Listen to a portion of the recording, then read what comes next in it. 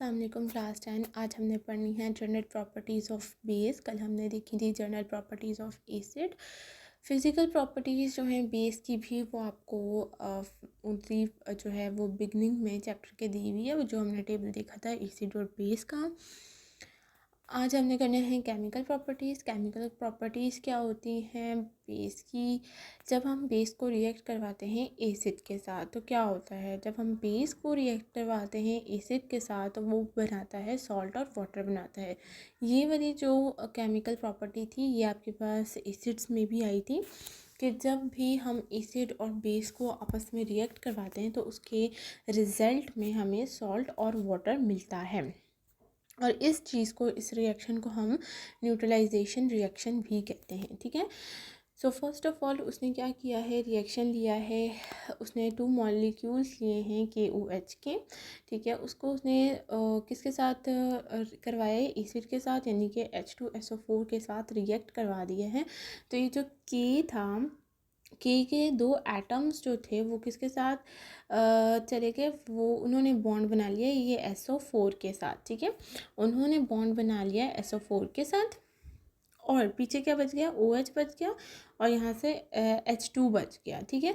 तो हम इसको इस तरह से वाटर लिख सकते हैं 2H2O और साथ में हम क्या करेंगे, यहाँ पे लिख देंगे 2 बैलेंस करने के लिए इक्वेशन को। क्यों करेंगे, क्योंकि यहाँ पर भी 2 हाइड्रोजन प्रेजेंट हैं और यहाँ पर भी 2 हाइड्रोजन प्रेजेंट है। तो जब ये 2 और ये 2 आपस में मल्टीप्लाई होगा तो ये 4 बनाएगा, यानी कि 4 हाइड्रोजन के एटम्स और 2 ऑक्सीजन के एटम्स यहाँ पे प्रेजेंट। ठीक है।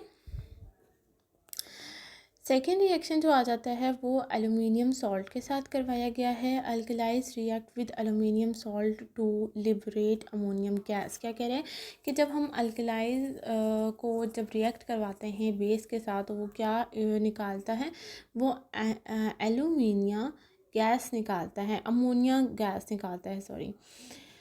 NH4 जो है, NH4Cl यहाँ पर क्या है, वो एल्यूमिनियम सॉल्ट है जिसको हमने इस बेस के साथ रिएक्ट करवा दिया है। तो क्या हुआ, ये जो Na है बेस का ये चला जाएगा किसके साथ, Cl के साथ रिएक्ट कर जाएगा तो ये बन जाएगा NaCl बन जाएगा, जो कि क्या है, सॉल्ट है।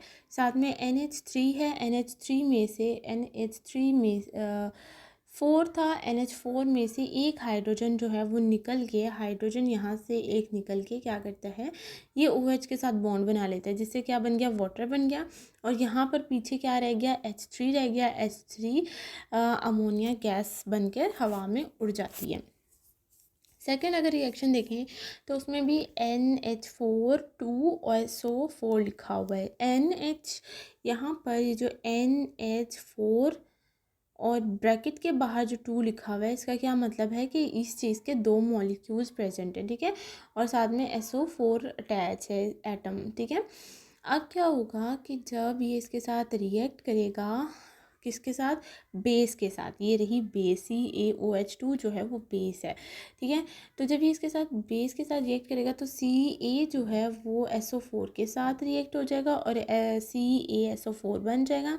साथ में इसमें 2 मॉलिक्यूल्स हैं अमोनिया के, इसमें से यहाँ 4 है, इसका मतलब है कि इसमें से 2 हाइड्रोजन जो हैं वो निकल के क्या करेंगे, इस H2O2 के साथ रिएक्ट कर जाएंगे। ठीक है। तो क्या बना देंगे आपके पास 2H2O। ठीक है, वाटर बना देंगे और साथ में यहाँ पे क्या रह जाएगा, इसमें 2 हमारे पास NH3 रह जाएंगे जो कि अमोनिया गैस बनकर बाहर निकल जाएंगे हवा में। ठीक है। नेक्स्ट आ जाता है precipitation of hydro oxide. Precipitation कहते हैं कि टेस्ट ट्यूब में जब आप रिएक्शन करते हैं या आपके पास टेस्ट ट्यूब होती है, यहाँ पर लिक्विड फॉर्म में जो भी आपने चीज़ डाली होती है सोल्यूशन होता है, लेकिन PPT क्या होता है कि इसमें आपको छोटे छोटे जो है ना वो सोल्यूशन में छोटे छोटे कोई चीज़ जैसे सब्सटेंस जो है वो ऊपर की तरफ जाता हुआ नज़र आएगा। तो ये वाली चीज़ को क्या कहते हैं, हम PPT कहते हैं, प्रेसिपिटेट कहते हैं। ठीक है। Alkalis precipitation insoluble hydroxide when added to solution of salt and of heavy metals such as copper, iron, zinc, lead and calcium। क्या कह रहे हैं कि जब हम लोग हाइड्रोक्साइड को जो है वो हाइड्रोक्साइड किसके साथ, आयरन हाइड्रोक्साइड, कॉपर हाइड्रोक्साइड, इन एलिमेंट्स के ऑक्साइड के साथ जब हम बेस को रिएक्ट करवाते हैं तो वो पीपीटी फॉर्म करता है, ठीक है, प्रेसिपिटेट बनाता है। जैसे कि कॉपर सल्फाइड को अगर हमने जो है वो इसके साथ कर दिया, बेस के साथ रिएक्ट करवाया, तो Cu जो है वो HO के साथ चला जाएगा। और HO के साथ ब्रैकेट में 2 क्यों आया है, क्योंकि यहाँ पर 2 लिखा हुआ है, तो बैलेंस इक्वेशन हो गई। अच्छा, अब यहाँ पर क्या रह गया, यहाँ पर रह गया 2Na2 रह गया, ठीक है, और यहाँ पर रह गया SO4 रह गया। तो ये Na2 जो है वो SO4 के साथ बॉन्ड बना लेगा और ये बन जाएगा, ठीक है। और जो पीपीटी हैं वो ब्लू कलर के, इसमें आपको ब्लू कलर के प्रेसिपिटेट नज़र आएंगे। इसके बाद जिंक क्लोराइड है, इसको जो है वो बेस के साथ हमने रिएक्ट करवाया तो क्या बन गया, वाइट कलर के पीपीटी बन गए। Zn जो है वो OH2 के साथ रिएक्ट कर जाएगा, ठीक है, और Na2 जो है वो Cl के साथ रिएक्ट कर जाएगा। तो यहाँ पे Cl भी 2 है और यहाँ पे N2 भी है, तो हम इसको यहाँ पर 2 को ऐसे बाहर लिख लेंगे, ठीक है। इसके बाद FeCl3 है, इसको हमने ये बेस के साथ रिएक्ट करवाया तो FeOH के साथ चला जाएगा। अब पहले यहाँ पर 2 आ रहा था तो हम OH के साथ 2 लगा रहे थे, लेकिन अब यहाँ पे 3 है तो हम OH के साथ 3 लगाएंगे, ठीक है। बाकी क्या बच गया, Na3 और Cl3 बच गया, तो 3 मॉलिक्यूल NaCl के बन गए। इसके बाद PbNO32 है, इसको हमने रिएक्ट करवा दिया बेस के साथ रिएक्ट करवाएंगे तो Pb जो है वो रिएक्ट कर जाएगा OH के साथ, ठीक है, OH के साथ, और यहाँ पे 2 है तो OH के साइड में 2 आ जाएगा, ठीक है। बाकी क्या बच गया, Na2 बच गया और यहाँ पे NO32 बच गया। तो यहाँ पर ये दोनों, इसका क्या मतलब है कि इसमें भी 2 मॉलिक्यूल्स हैं, इसमें भी 2 एटम्स हैं सोडियम के, तो वो क्या होगा कि 2 बाहर आ जाएगा और NO के साथ 3 वैसे ही रह गया और Na इस तरह से आ गया, ठीक है। CaCl2 है, उसके साथ हमने बेस रिएक्ट करवा दिया तो वाइट कलर के पीपीटी बन गए। कैल्शियम जो है वो ऑक्साइड OH के साथ रिएक्ट कर जाएगा, यहाँ पे 2 लिखा हुआ है तो यहाँ पे 2 आ जाएगा। Na2 और Cl2 है तो यहाँ पे 2NaCl आ जाएगा, ठीक है। लास्ट वन आप देखें, FeSO4 है और उसको हमने बेस के साथ रिएक्ट करवाया तो Fe जो है वो OH के साथ चला जाएगा, FeOH2 बन जाएगा और Na2SO4 इस तरह से आ जाएगा, ठीक है।